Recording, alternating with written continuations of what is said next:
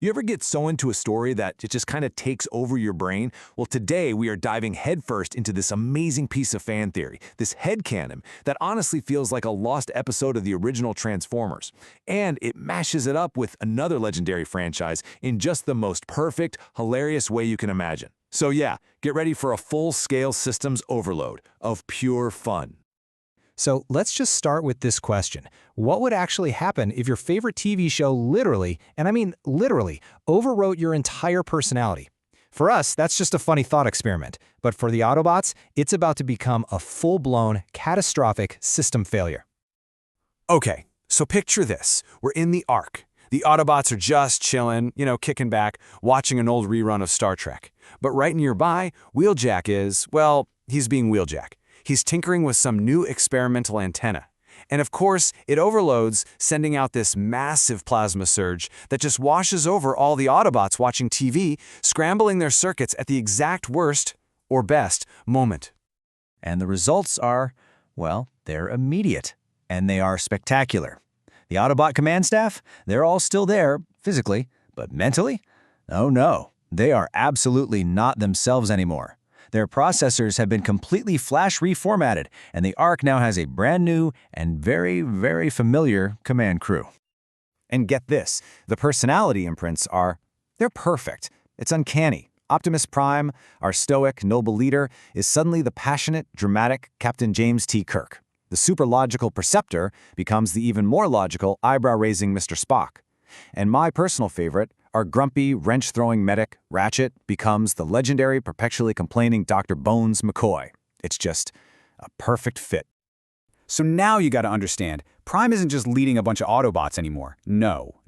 He is commanding the Starship Enterprise. Every little Decepticon attack is now a massive galactic crisis. He's recording these dramatic captain's logs and giving these grand, impassioned speeches about the Prime Directive of Cybertron. It's amazing.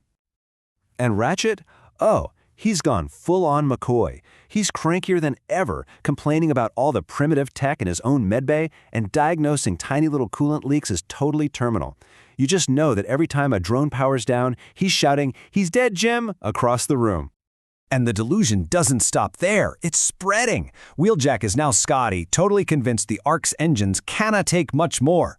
Powerglide is suddenly the super cool, collected helmsman Sulu at the controls. Bumblebee has this thick, enthusiastic Russian accent because he's Pavel Chekhov now. And a very, very confused Blaster has this overwhelming urge to constantly tell everyone that hailing frequencies are open because he's Uhura. But, this whole personality swap thing, it's not all fun and games. It is about to get really, really dangerous. Because when your entire reality is a TV show, you start seeing bad guys everywhere, even when those bad guys are actually your own teammates. And the first casualty of this new paranoia is poor Mirage.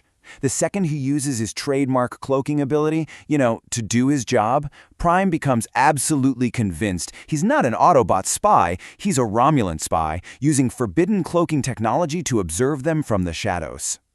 And this just shows you how deep the delusion runs.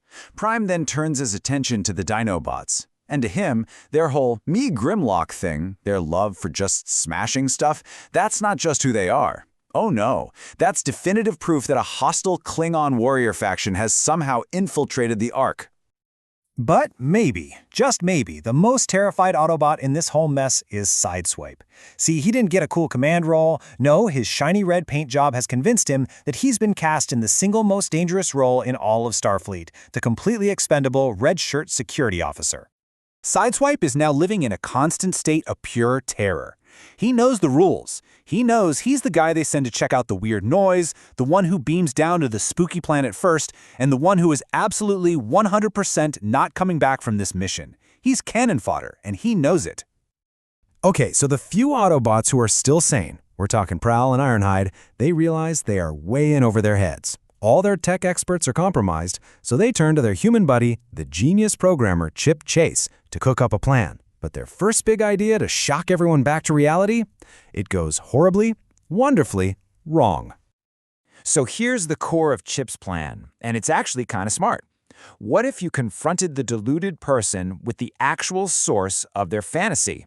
So Chip arranges for the one, the only, William Shatner, the actor who played Captain Kirk, to come to the Ark. I mean, that has to work, right? Surely that would break the spell, right? Wrong. Oh, so wrong. Optimus Prime doesn't see an actor, he sees Garth Avizar, a shape-shifting villain from a classic Star Trek episode who actually impersonated Kirk. The delusion doesn't break, it just digs deeper into its library of references and casts Shatner in a new role. And Perceptor is no help at all. He just calmly analyzes the situation and concludes that Shatner is probably a really sophisticated android duplicate, just like the ones Kirk fought in another episode. So now the fantasy is getting even more complex. And Ratchet just completes this trifecta of total failure. He is convinced that Shatner is Kirk's evil twin, created by a transporter accident from yet another episode. See? He was right not to trust those things. Their brilliant plan is in absolute flames. And the best part? A totally annoyed William Shatner, completely fed up with all this nonsense, delivers his famous line, telling them all to get a life. And of course, that angry outburst only convinces the Autobots that this Garth Avizar is a deeply cynical villain trying to undermine the very principles of the Federation. It's at this point that Prowl has a breakthrough. He finally gets it. You can't fight the fantasy head-on. If the Autobots' brains are stuck in a TV show, there's only one way to get them out. You have to let them finish the episode. The new plan is as brilliant as it is simple. First, Chip and Prowl track down the exact broadcast signal that started this whole mess. Then, they find the final scene of that specific episode, Whom Gods Destroy, and finally, they just broadcast that ending directly into the affected Autobots' heads, essentially forcing the credits to roll on their delusion, which triggers a full system reboot. And it works. Just like that, the Autobots snap out of it, they're dazed, they're super confused, and they are horrified. They find themselves in a maintenance bay, having just cornered a very traumatized celebrity, and Optimus Prime has to deliver what is probably the single most awkward apology of his entire life. But the story is not over. Because who was watching this entire disaster unfold on a spy drone? Yep, the Decepticons. And Megatron, seeing the potential for this kind of psychological weapon, decides he wants to do the same thing. I mean, what could possibly go wrong? Everything, literally everything could go wrong. The Decepticons' attempt to weaponize television backfires in the most spectacular way, leaving their entire command staff hopelessly trapped in the personas of the cast of Gilligan's Island. Megatron is now the skipper, constantly bonking Starscream, who is now a very clumsy Gilligan, on the head. Soundwave is the professor, trying to build a radio out of coconuts. And the entire Decepticon war effort has just evolved into a terrible, low-budget sitcom. And that just leaves us with one last thing to think about.